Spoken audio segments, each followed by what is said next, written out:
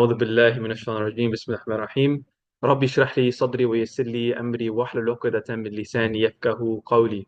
What's that dua that I just read?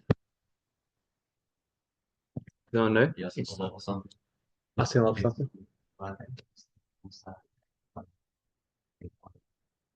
Yeah, he was asked by Allah to put the arrow in front of yeah, Tyron was yeah, like yeah. he was afraid, right? Like that he wouldn't be able to do it, so he made that dua. SubhanAllah. So this is a dua that alayhi salam, Musa, he made before confronting the biggest tyrant in the entire world, Fir'aun. He went to Fir'aun, single-handedly read this dua. It's one of the most powerful du'as ever to protect you as well. And it's Rabbi shrah li sadri wa yassir li amri wa wahlul 'uqdatan min lisani yafqahu qawli, which means Rabbi shrah li sadri stands for, Ya Allah, open up my chest.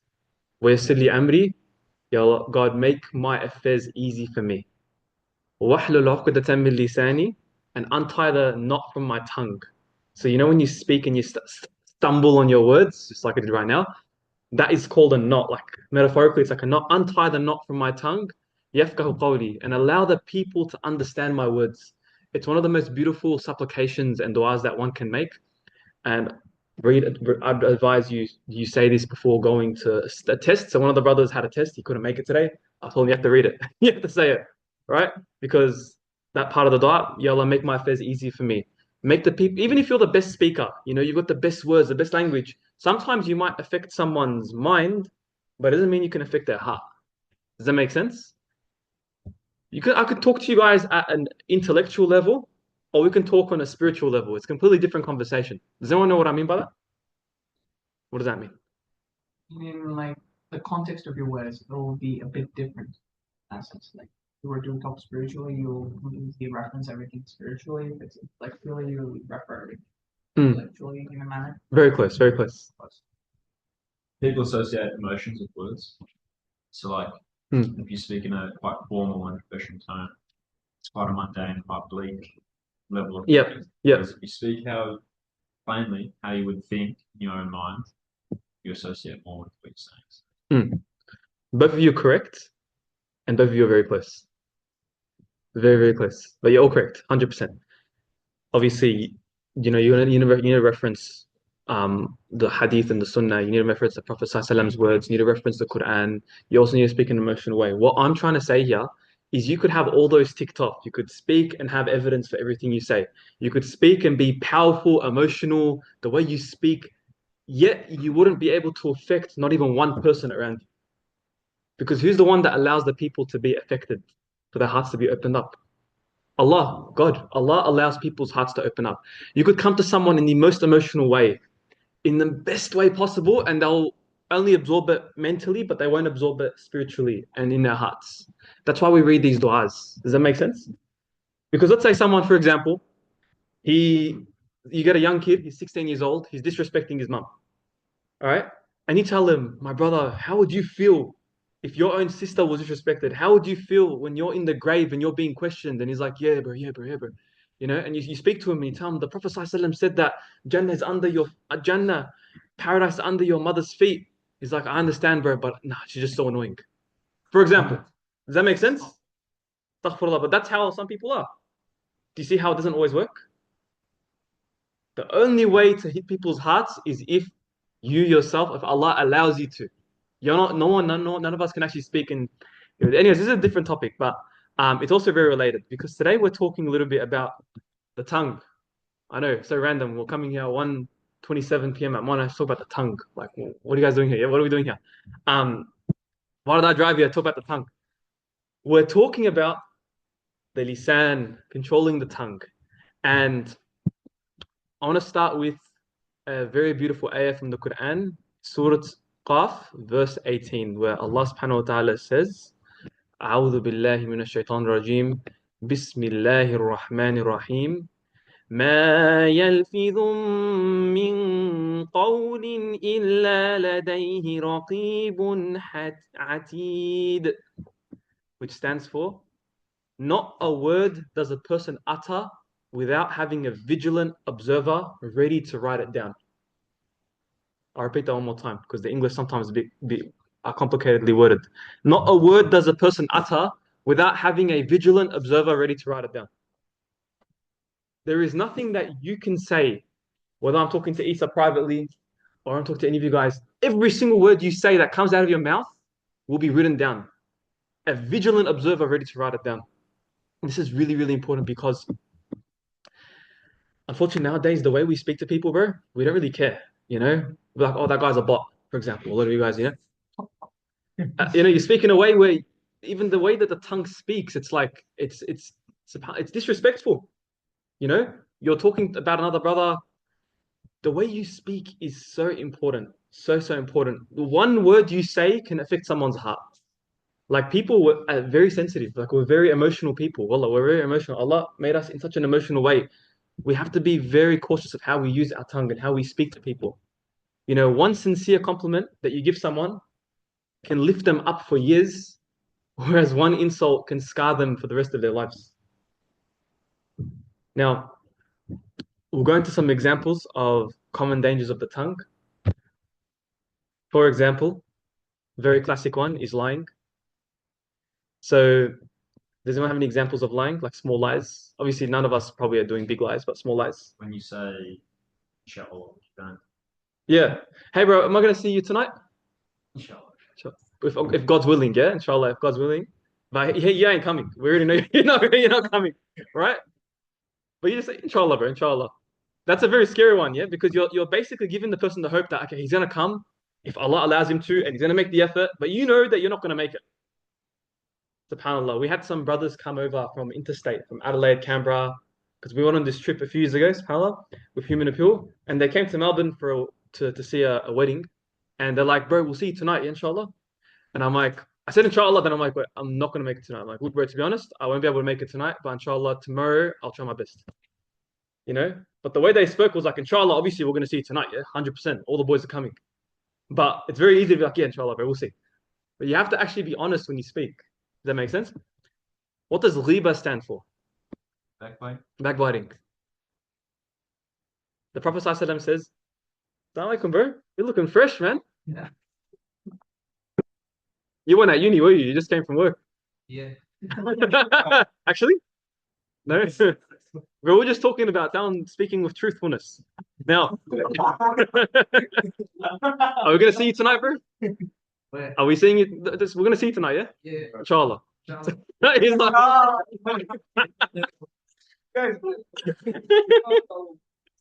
well, that's exactly what we're talking about, man.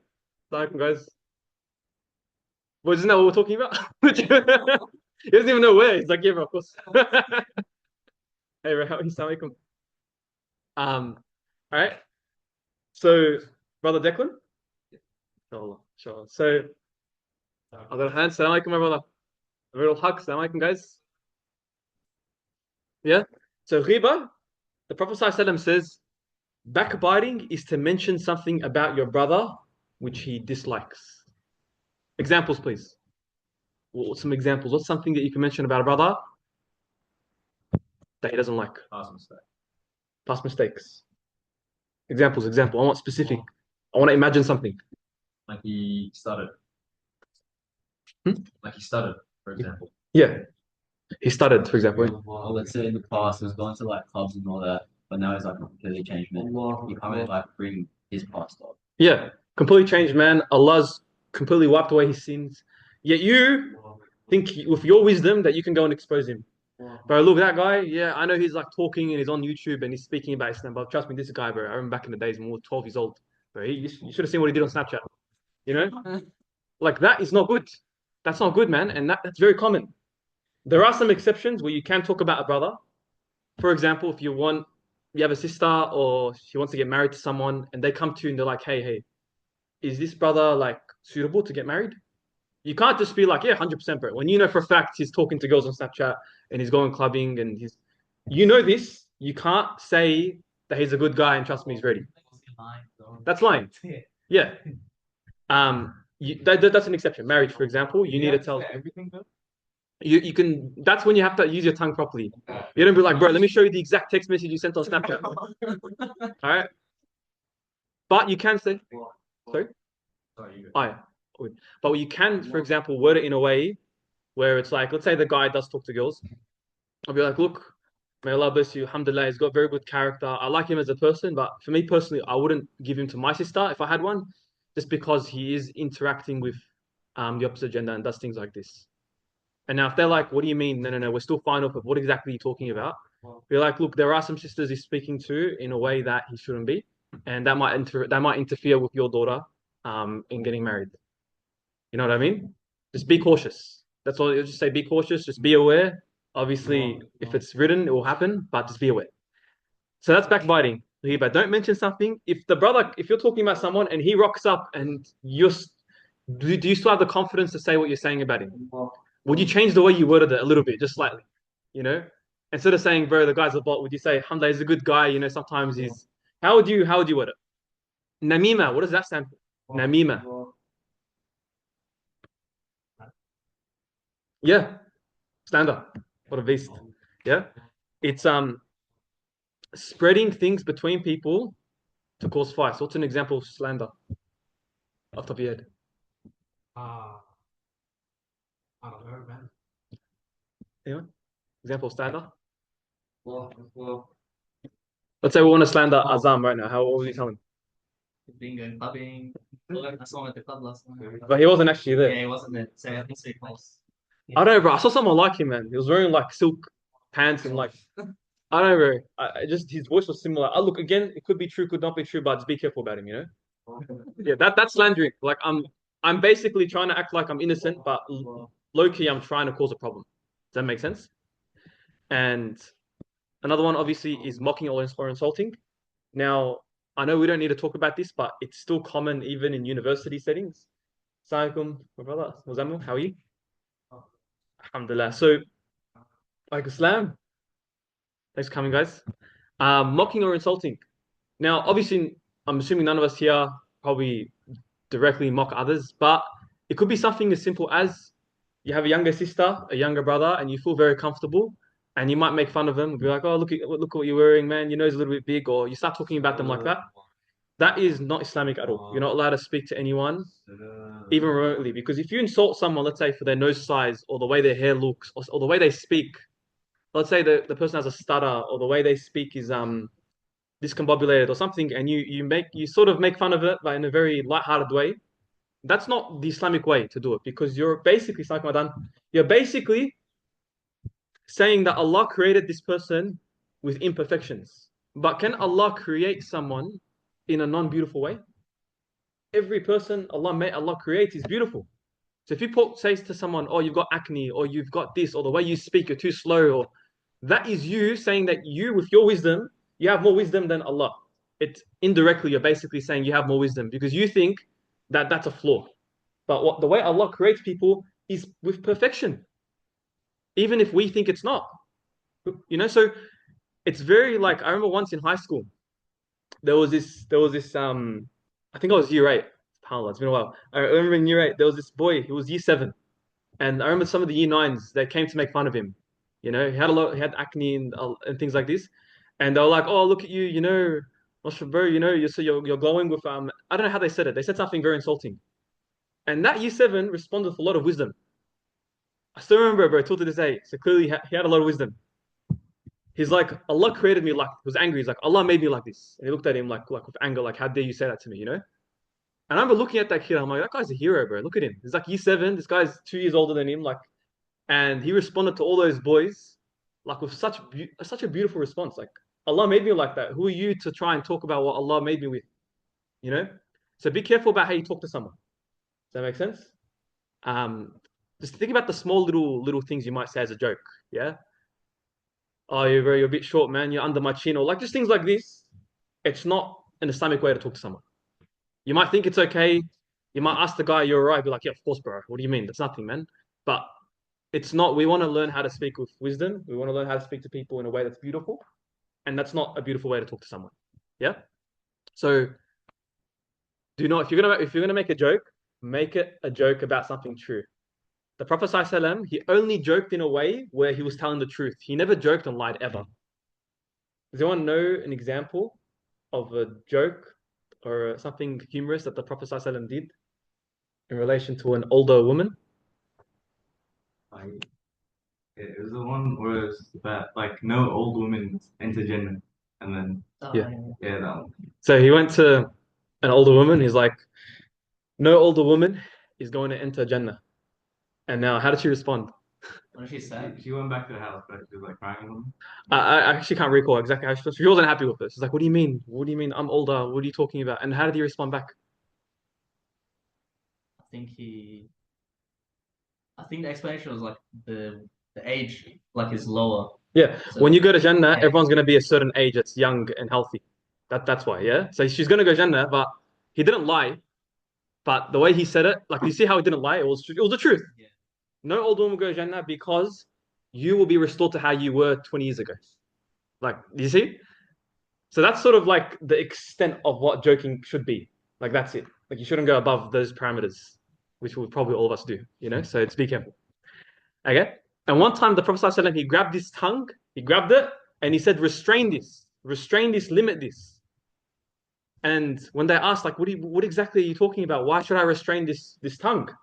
The Prophet ﷺ said, is there anything that causes people to be dragged on their faces into hellfire more than the harvest of their tongues?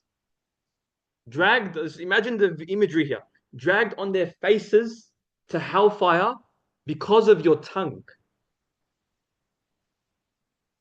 Now, like just trying to visualize that is very difficult to imagine, of course, but that shows you how powerful one word you say can be. SubhanAllah. Very, very powerful. Obviously, you think, okay, if someone does adultery, he cheats on his wife, or someone goes and murders someone else. Okay, I get that. Like mentally, you can visualize that. But because of your tongue, the harvest on your tongue, you'll be dragged on your face to hellfire. Do you see how dangerous it is? Very dangerous. So if anyone's like, who cares? Let me say what I want. Freedom of speech. I'll go make fun of him. Doesn't matter. Oh, yeah, you'll be held accountable for every word you say. If you say one thing and one brother gets offended in his heart and he doesn't forgive you, you're going to be held accountable. If you go to a bunch of 12-year-olds and you're just like, oh, look at you little cute kids, you're too short, or whatever, and you speak to them in a way that's disrespectful, and one of the kids is not happy with that, you're going to be held accountable.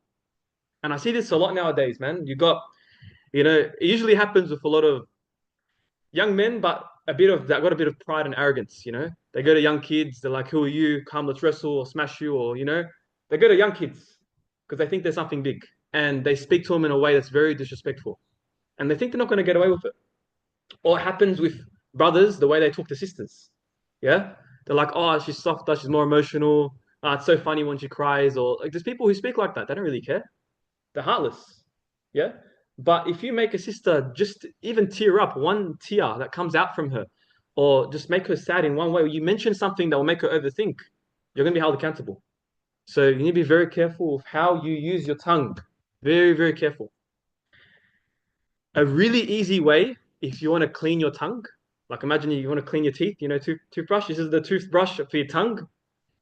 It's every time you talk, very easy, always bring Islam or Allah into your conversation.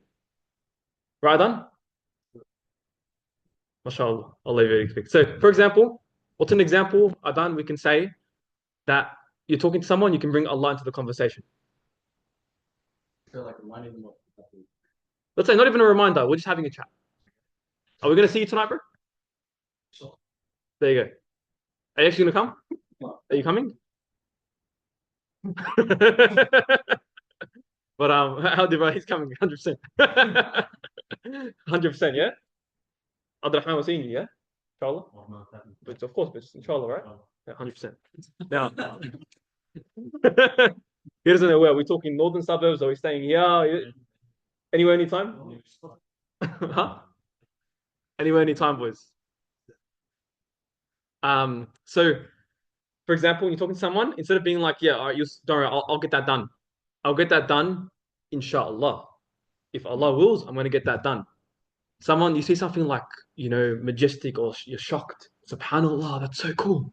SubhanAllah, you started a business. Wow. Yeah? Now you brought Allah. Now you're not going to be able to say something dirty with your tongue. You just can't because you just invoked God. You're not going to be able to. So make your habits. Don't be like, man, that's sick, cuz. Like change the way you speak. Because the way you speak is a reflection of your own heart. If your heart is clean, you'll speak clean. If your heart is dirty, the first instinct is the F word. Yeah? Oh, and you start to, mate, bro, the way you speak is a reflection of your heart. 100%. 100% of the time. No one speaks in a dirty way who doesn't have a dirty heart, and no one speaks in a clean way that has a dirty heart. It's just not possible. Does that make sense? Again, verily the servant may speak a single word for which he plummets into the hellfire further than the distance between the east and the west. The Prophet ﷺ said, verily the servant may speak a single word. Now, how long a single word? The word hello. One word. It can plummet you into hellfire further than the distance between the east and the west. One word, bro. One word. How many words do we say when we stuff up, we slip up? One word, man. Subhanallah. Be very careful with the way you speak. The Prophet ﷺ says, a Muslim is the one from whose tongue and hand they are safe. Now, can anyone interpret that? What might that mean? Yeah, like examples. We want to visualize something. Yeah. Yes, correct. 100%. So for example, let's say there's a brother, all right, hypothetical, who you know that he's more emotional. He'll take things in and he'll deep it. Like if you tell him, for example, nice to see you, bro, but you're a bit late. He will actually feel that, be like, man, you don't know what I went through, bro. I went through traffic. I had to do this. And like, just that word, deep down, he won't be happy with that. He'll feel hurt.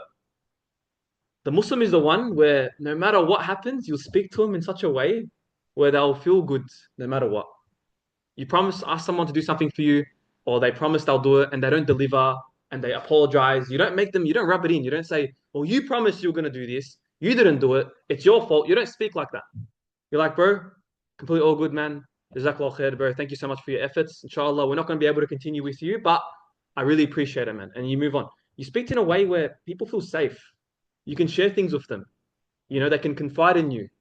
If we mention something about a brother or something that happens, or there's a brother in need, or we have, a revert brother that needs help, or a brother whose, own sister's going, we can actually talk about these things and no one will say one judgmental comment. Recently, we had a gathering, yeah? We had a lot of fathers. It was like we went on a camp with a lot of youth. It was like young youth, like 6 years old, 7 years old, 8 years old, and it's a father-son camp, and all the dads came. So we had like 50 dads and 50 kids, if that makes sense. Then we organized a segment where we got all the dads in a room, just like this, and we spoke about issues with their kids and like how we can work on it. And we had some shuyukh, some sheikhs as well there to help out. Alhamdulillah, I was facilitating the conversation. And like they were saying, my son's addicted to pornography. My other son has 3 girlfriends. My son here, he's disrespectful. My son has knives. Like they were mentioning like serious stuff. And then some of the dads were like, well, you didn't raise your son properly. Or like they just mentioned some comment like that. Does that sound Islamic to you? Why not? That father's probably never in his life spoken about his kids ever, And it's the one place where he can open up and share the problems that he's going through. And there's one person who's just so ignorant that subhanAllah, they decide to speak in such a way. It's like a knife to the chest. It's like, well, your kids, how can you let your kid go out? Like, why would you do that? It's your fault. You should have, when he was 10 years old, you should have put more restrictions. As if he's the king of solutions, Subhanallah. And that happens even with fathers, yeah? Or for example, some kids like, someone's like, my son plays video games too much. And the other dad's like, well, just put restrictions. It's easy. And it's like, well, it's not that simple. My son, he buys a new phone every time I confiscate it. It's like, well, that's your fault. Some people speak in a way that's so insensitive, so emotionally detached. Don't be like that. Because if you can't fix that now, then when you're older, you'll also be like that too. An easy way to see if the people like you is, are people opening up to you, or do you feel like they're not really doing that? When you come, do the brothers, are they happy to see you? Or when you say salams to everyone, you could tell they're a bit cautious. They're like, and you can feel that. Why are people not coming close to me? Because if Allah loves someone, the people will love them too. And if Allah does not like someone, the people also won't like them too. And also the hands as well. Yeah, I know some of us young brothers, we like wrestling a little bit more. We like jiu-jitsu, we like to exercise, we like to fight. Don't just go to your friend and be like, let me show you something, bro, and just go flip him, for example. Yeah? What if that person doesn't want to be flipped? You understand what I'm saying? He doesn't want to feel like that. Like you don't have to demonstrate your moves on them as a show of dominance. All right, so as you can, we've got examples here. But all right, no, I'm just joking, brothers. Yeah, so you don't have to speak to someone like you need to be safe. Yeah, I know some youth that I deal with, 17 years old, and they think there's something big. They beat up their friends and stuff, and then they go to like a bunch of 10-year-olds, 12-year-olds, and they just start like not beating them up, but that, for example, like let's say I get the brother, put him in a choke, and be like, "Oh, get out of it." Ah, man, you couldn't get out. Or like you just do things to younger people that makes them feel unsafe around you. Now, does anyone have people in their life that they know examples of this or not really? Okay, there you go. 100%. Yeah, okay. We've got a few at least, alhamdulillah.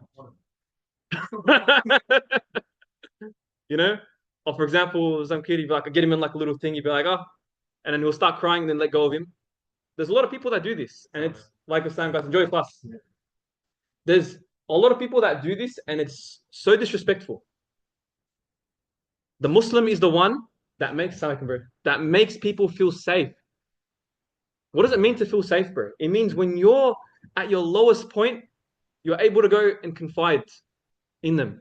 When the Prophet Muhammad ﷺ was receiving revelation from Angel Jibreel, right, Angel Gabriel, and when he was squeezing his chest so tight, and he just wanted to run away from the mountain, and he wanted to be safe, he went to Khadija radiallahu anha, his wife Khadija, to confide in, and she comforted him and made him feel safe.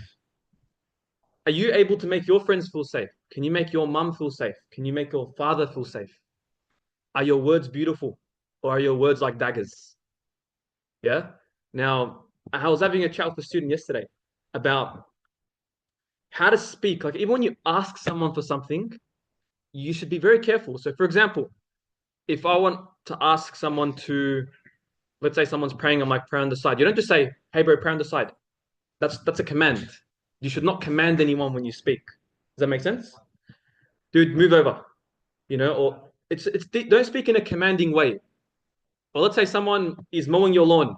You missed that spot. Don't speak like that. Be like, thank you so much, bro. I appreciate all your hard work. Hey, bro, just over there, there's a little bit of a patch there, if you see it. Inshallah, I really appreciate if you're able to just take care of that, man. Is that okay? You're getting a hairdresser. Someone's cutting your hair. We treat our hairdressers really bad. Bro, I wanted the fade that was 2 inches here and this size 4 here. You made this size 3. There's a patch left on my beard. What are you doing, bro? How am I gonna look fresh? You don't need to worry about that, Adnan, don't worry. Adnan doesn't get fates. He follows the proper sunnah. Right, my bro? But like you don't command your barber, for example, the way you speak. Yeah? So the Muslim's the one that people feel safe and they feel comfortable. Assalamu alaikum, my brother.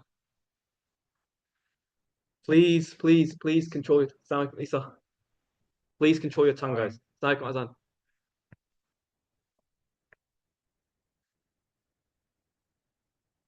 One more thing, guys, I will say before I close this off, inshallah, is one of the best skills you can ever learn is the ability to speak to people. It's the ability to speak to people. Now, once you're dealing, it's really easy to deal with 3, 4 people really nice. What gets hard is when you're dealing with 100 people a day and you have to make sure everyone is happy. That's when it gets really hard. Does that make sense? So when I first started trying to deal with people, it was, for example, 2, 3 brothers. I could spend an hour with each person, for example, or give them time, or be like, how are you, bro? How's it? But then when you've got 100 people, let's say you're running a business or you're running an organization, and now you've got people everywhere, and you're dealing with every person, that's when it's the biggest test. How do I speak to this person? So, for example, happens to me all the time. Let's say I speak to all of you brothers, and I slip up, I accidentally say something, and I feel in my heart, because Allah made me feel this emotion, that brother wasn't really happy with the way I worded something. I might have been correct, but it's not what he should have heard. Assalamu alaikum, bro. It might have been correct, but it's not. Assalamu alaikum, guys. might have been correct, but it's not what that brother should have heard. Yeah? We're talking about a situation where you're dealing with a lot of people, yeah, and you need to speak to everyone in a very nice way. But then you speak to someone and you feel deep down that they're not happy. You feel deep down they're not happy with what you said. If Allah makes you realize, hey, this person, I shouldn't have dealt with them that way, part of the sunnah is when you're coming home and you have time, you give them a call and you check in. And you be like, hey, bro, forgive me, wallah, about what I told you at the event. SubhanAllah, I was thinking about what I said, and brother might say, bro, what are you talking about, man? You said you're completely normal. What are you talking about? I'll be like, bro, look, I know you didn't take it the wrong way, but for me, I have standards on how I speak to people, and the way I spoke to you was below that standard, bro. Forgive me, and I'm very sorry about that. That guy might be like, what is this guy on about, bro? What a lunatic. What do you mean you're coming to apologize? Dude, you didn't say anything wrong. But you have a standard on how you should speak to people as a Muslim. There's a certain level of respect and kindness you have to give everyone. Does that make sense?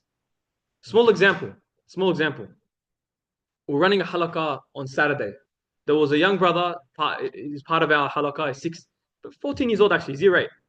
And he started a business, for example. And I was giving a halaqah about why you should aim to be older than your age. Why you should aim to be, you're 12 years old, aim to be an 18-year-old. When you're 18, aim to be like a 30-year-old. Aim high, you know? And he's like, yeah, but like, I'm 14, but like, I can't be like an 18-year-old. I'm like, what do you mean? What do you mean you can't be like an 18-year-old? He's like, oh, well, like, they can drive and I can't drive. I'm like, no, obviously there's legal stuff. Yeah. But I'm like, you can do that. But then the way I worded it to him, I could tell he wasn't happy with what I said. Like, because it really shut down his worldview. And he wasn't happy. It was true. It wasn't wrong. But he should have been spoken to in a different way. I should have said, for example, bro, you're right. 100% they can drive and you can't. 100%, bro, I agree with you. But what I'm trying to say, bro, is that you can do better, inshallah. You can improve. You can definitely you're already doing much more than your own age, So I tried to speak to him in that way. And then he started saying, like, I'm running this business, but my parents aren't happy with me. And I'm like, do you study? He's like, I don't study. I'm like, it's because you're not studying. That's the reason why. It's true. I'm not saying anything wrong, but it's not what he wants to hear. And that can make him not want to come to a halaqah anymore. Yeah. A. B. It can make him leave. Yeah, you're right, but you didn't solve the problem. He needs a better conversation. So you speak to the brother and you say, hey, bro, let me speak to you a little bit. And you have a chat with him. Be like, hey, man, you're running a business, mashallah. You've got a lot of hard work, man. You start 4 a.m. and you're 14 years old. You start at 4 a.m. You finish at 10 p.m. You're grinding 15, 16-hour days. MashaAllah, bro. If you just put a bit of time into your studies, you're going to smash it. That's all I was trying to say. And then he felt a lot better. He was very happy. But do you see how every person has a certain way to speak to them? Every single person, you got to speak differently. And that's why we call it jihad al-nafs, which is the jihad of your soul. Because when you're dealing with people, it's one of the most difficult things ever. It's very easy to isolate yourself and just have no friends and just do your own thing. Very easy. The hardest thing is when you put yourself in community and you have everyone's problems and everyone's complaints. You might be running a business or an organization. I don't like what you did at that event. Why did you do that? Why did you let that person come? And everyone's complaining. And you gotta basically dismantle every complaint in such a beautiful way. Now, some people do it, they can dismantle it, but it's not a beautiful way. The Prophet Muhammad SAW, he was able to speak to people in such a beautiful way that he'd make everyone he speaks to feel like they were his favorite. Now imagine just imagine that. You speak to thousands of people. If you were to go to every single one of them, do you reckon your Prophet Muhammad's favorite? Yeah, 100%. I'm definitely his favorite. Yeah, 100%. I'm definitely his favorite. Can you speak to people in such a way where everyone feels like they're your favorite? That's crazy hard, man. Because if you love someone, what would you do? You get your boy, your best friend. Bro, I got you, bro. Let's go eat. It's on me. You give him a call when you're driving back.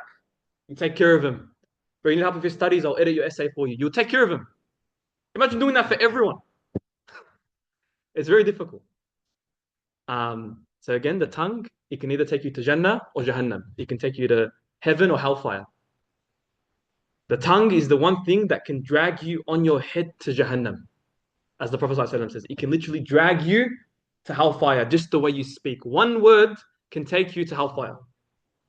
So if you ever wrong someone, you speak to someone, you make fun of them, you do ghiba, namima, backbiting, slander, or you just speak to a brother in a way that they don't like and you disrespect them, Or maybe it's as simple as you're talking to someone, but you're not smiling when you speak, and it comes across in a very direct way.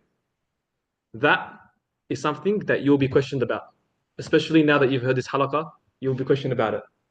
So you make sure, inshallah, and we need to make sure that we treat the people well. وجزاكم الله خيرا والسلام عليكم ورحمة الله وبركاته, guys.